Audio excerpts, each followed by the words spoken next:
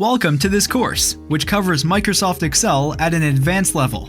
The first module looks at how to summarize data and make it easier to explain by using grouping and outlining and inserting subtotals into large data sets.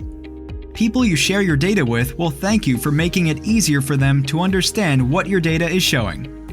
The second section covers tools designed to help with forecasting and predictions using current data. Anybody looking to use Excel to help plan for the future will consider this an indispensable tool.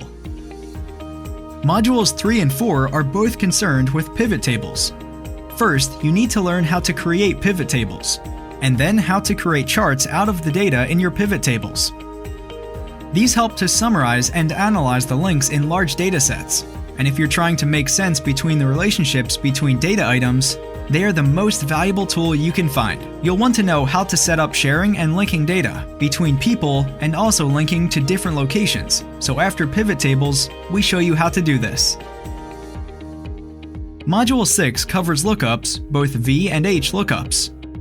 This will help you add functionality to your spreadsheet so that you'll be able to access and highlight data quickly and easily.